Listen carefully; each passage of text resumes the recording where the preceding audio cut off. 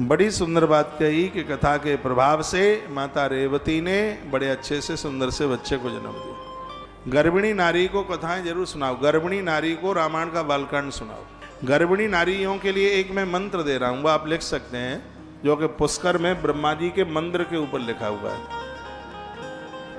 और मंत्र है ओम ब्रह्मणे नमः, ओम ब्रह्मणे नमः, ओम ब्रह्मणे नमः। गर्भ में संतान हो, इस मंत्र का जप किया जाए, होनहार संतान हो। गर्भ में बच्चा है, गर्भिणी नारी देसी गौ माता के सामने से निकले, उसकी कोख से एक बलवान पुत्र का जन्म होगा, ऐसा सामवेद में लिखा हुआ है, जो मैंने अभी कुछ समय पहले सामवेद की कथा की। गर्भिणी नारी को चंदन की लकड़ी का पानी पिलाइए, गर्भिणी नारी को 24 कैरेट के सोने का पानी पिलाइए, इससे होने वाली उसकी संतान के ऊपर अद्भुत प्रभाव होगा। गर्भिणी नारी को हफ्ते में उसकी नाभि में हफ्ते में 2 बार शुद्ध देसी गौ माता का घी डाला जाए, इससे उसका बच्चा तंदुरुस्त होगा। उस बच्चे को जन्म देने में नारी को कोई दिक्कत नहीं होगी, बिल्कुल। इतना बड़ा प्रभाव। बातें मान लोगे ठीक रहोगे, कोई पैसा तो नहीं लग रहा है मानने में, ये आप कर ले, ठीक हो जाएगा, बढ़िया हो जाएगा। श्रीमद् देवी भागवत की कथा से माता रेवती के यहाँ एक अद्भुत संतान का जन्म हो गया।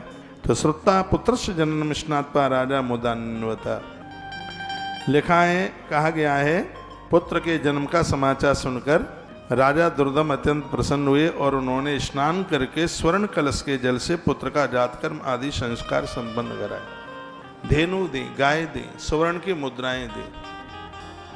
84 लाख योनियों में ऐसी गौ माता है जिसे सूतक पातक नहीं लगता।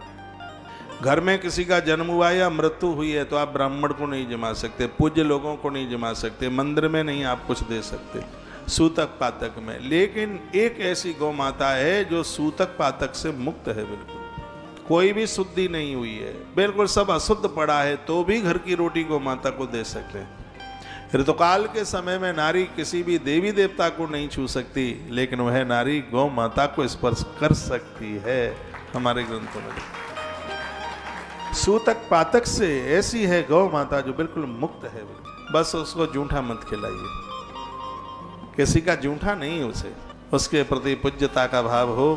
आज बच्चे देखो, बच्चे का जन्म हुआ, कृष्ण आए, राम आए, नंद बाबा ने लाखों गायों का गोदान कर दिया। किसी ने मुझे पूछा था कि मृत्यु हो गई है, गैया के लिए गोदान कुछ कर सकते हैं? किसी ने पूछा जन्म हुआ है, गाय के लिए कुछ कर सकते हैं? मैंने कहा तो सूतक पातक से मुक्त हैं, इसके लिए तो करना ही चाहिए।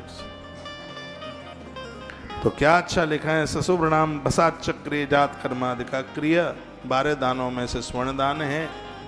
बच्चे के जन्म पर सोने के दान की, गाय के दान की बहुत बड़ी महिमा का वर्णन है। बच्चा घर में जन्म लेता है, अपनी ननद को या ननद के पति को क्या बोलेंगे? हाँ, नंदोई, नंदोई। हाँ, कंदोई तो नहीं है, नंदोई, नंदोई। हाँ, कंदोई। अरे कंदोई तो सरनेम है अग्रवालों का। हाँ हलवाई तो कभी कभी लोग हमें भी बोल देते हैं, कहते हैं हमारे यहाँ महाराज हलवाई को बोलते हैं। मुझे कहीं कोई बोल रहा था, हमें कहा महाराज जी आपके नाम के आगे महाराज लिखिए, आप हलवाई हैं क्या? वो मुझे कहीं एक जगह कथा में बोलते हैं।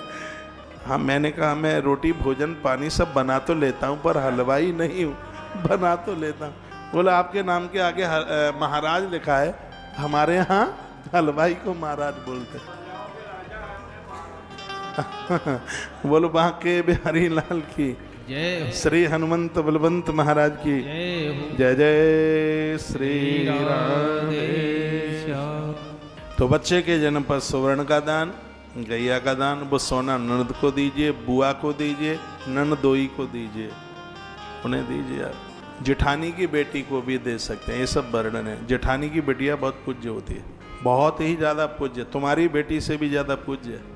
तुम्हें तो लड़ना है, तुम्हें तो क्यों, जेठानी से चक्कर है ना, लड़ाई तो होती है, तो उसकी बेटी को क्यों मानेंगे आप? वो बहुत पूज्य है, उसको जेठौत कहते हैं हमारी यूपी में। अब यहाँ बंगला में क्या कहते हो मालूम नहीं है। हाँ, उसको तुम करके बोला जाता है, उसको बड़ी बंदनी है, वो बहुत पूज्य है वो, उसको भी आप दे